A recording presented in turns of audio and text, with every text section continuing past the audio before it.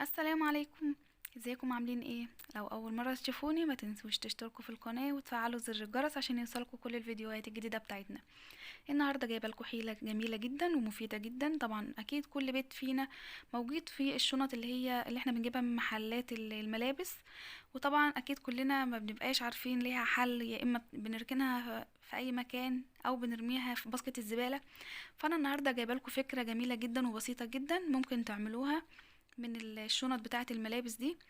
مش هتاخد منكم اي وقت، هتنفعكم في حاجات كتير جدا. زي ما انتم شايفين بنجيب الشنطه كده، وديت كانت شنطه علبه جاتوه، بتبقى مختلفه شويه عن شنطه الملابس.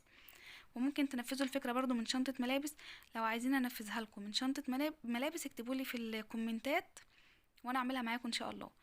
انا بدات افتح الشنطه كده، هي طويله شويه وطبقتها نصين، وشلت ايد واحده من الايدين بتاعه الشنطه، وبدات اخيطها من الثلاث جوانب بالشكل ده. ودي شنطة كمان معايا، هبدأ اخد الجنبين بتوعها لان هم يعتبر مربعين كده ومتساويين، مش هيحتاجوا شغل كتير. والجزء اللي فاضل دوت احنا مش هنرميه برضو. زي ما انتم شايفين كده انا قطعته وحاولت ان انا اسيب فيه يعني نسبة بسيطة كده من القماش اللي هو البني دون، علشان اما اجي اتنيه بداخل الشنطة ما يبقاش باين ويبقى شكله منظم وحلو. وهبدأ اخد من الجزء البني اللي فاضل ده شرايط كده، وهقول لكم انا هعمل بيها ايه بعد كده.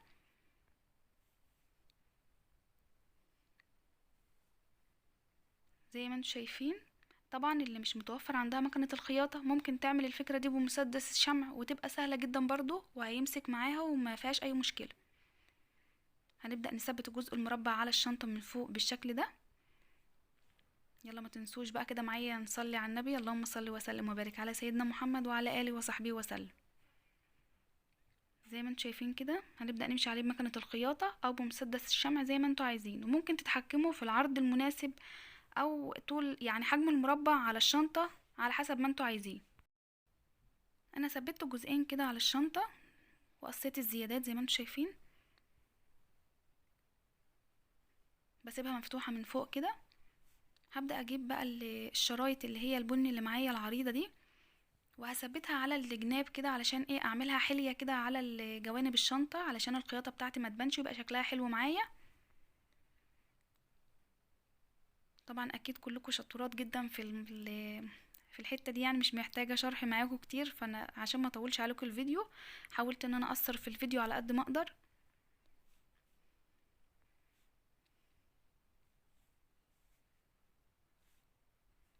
يا دوبك كده بس هنظبط الشرايط البني على اطراف الشنطة علشان تبقى حلية للشنطة.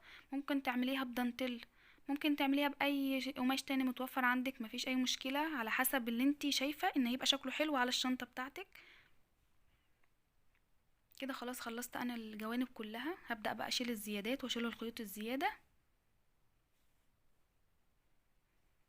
هتيجي بقى على المربعات الكبيرة دي، وهنقسم كل مربع كبير على 3 مربعات صغيرة بالشكل اللي انت شايفاه قدامك ده.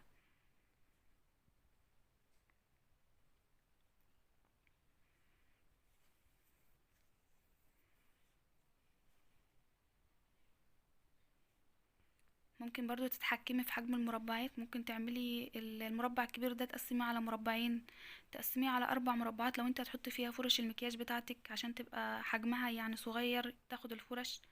زي ما انتم شايفين كده انا عملتها على 3. طبعا انت هتستخدميها وليها استخدامات كتير جدا.